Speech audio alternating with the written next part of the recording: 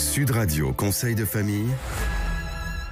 Nous accueillons aujourd'hui Roman Kowalczyk, président de FIM, Fee Investment Manager, société de gestion de portefeuille spécialisée en allocation d'ETF. Bonsoir Roman Kowalczyk. Bonsoir Stéphane, bonsoir Philippe. En ce début d'année encore, nous allons évoquer les prédictions 2023 pour l'économie européenne et leur impact sur les marchés actions. Et oui, Philippe, Roman est venu nous présenter plus précisément 4 thèmes d'investissement pour les marchés actions européens. Oui, absolument. Ce sont effectivement 4 thèmes 2023 pour l'Europe, d'après une étude Bloomberg. Alors commençons par le premier thème. Le premier thème a été très favorable en 2022 et devrait continuer de l'être pour 2023. Il s'agit de l'énergie ou la transition énergétique. Des sociétés comme Shell, Total Energy ou BP ont réalisé plusieurs dizaines de milliards de dollars de profits. Elles réinvestissent une partie de ces profits dans les énergies propres, soit dans leur division déjà en place ou en prenant des participations, voire en rachetant des sociétés qui ne font que des énergies propres. Total Energy a par exemple pris 25% de la société indienne Adani, qui est une société spécialisée dans la production et la distribution d'hydrogène. Tout cela devrait donc soutenir l'activité de fusion-acquisition. Alors, il existe d'autres thématiques associées à l'énergie qui sont aussi intéressantes.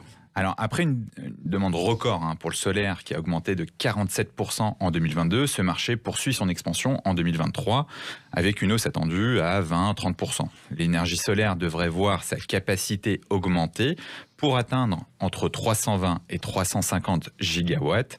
C'est ce qui permet d'avoir d'ailleurs une production d'énergie décarbonée et atteindre en 2050 une émission zéro carbone selon l'Agence internationale de l'énergie. Pour poursuivre cette transition, quels sont les second et troisième thèmes d'investissement pour l'Europe en 2023, Roman ? Le second thème, c'est le secteur bancaire. Il profite d'une augmentation des taux pour augmenter leurs marges et reconstituer des réserves. Les banques ont donc une activité qui est soutenue et ça favorise le rachat d'actions, comme c'est le cas des banques UBS et Unicredit. Le troisième thème d'investissement pour l'Europe, c'est quoi ? C'est la récession. La Banque mondiale prévoit une croissance de 0,1% en 2023. Dans ce cadre de taux élevés, ce sont donc les valeurs cycliques qui s'en sortiront le mieux et les valeurs dites de qualité. Alors c'est quoi une valeur de qualité ? Alors c'est une société qui peut naviguer dans un environnement incertain, inflationniste, avec un carnet de commandes sur plusieurs années. On voit d'ailleurs l'allemand Siemens ou l'entreprise finlandaise Kone, spécialisée dans les ascenseurs et les escaliers mécaniques, qui figurent parmi les valeurs de qualité. Et le quatrième et dernier thème d'investissement ?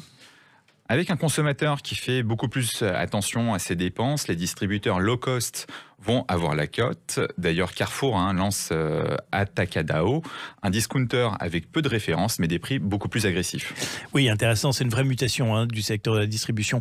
Et quels sont les ETF que vous nous conseillez adaptés à ce contexte ? Alors pour résumer, chaque thème. Pour l'énergie, le iShares Global Clean Energy ou le First Trust Clean Energy.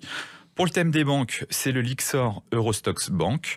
Pour celui des valeurs de qualité et de la distribution, on retrouve le Lyxor MSCI EMU Value ou le Lyxor Stocks Europe 600 Retail. Et ce serait quoi les prédictions pour les États-Unis ? Ce sera pour une prochaine fois puisqu'on n'a plus le temps. Merci Roman Kowalczyk.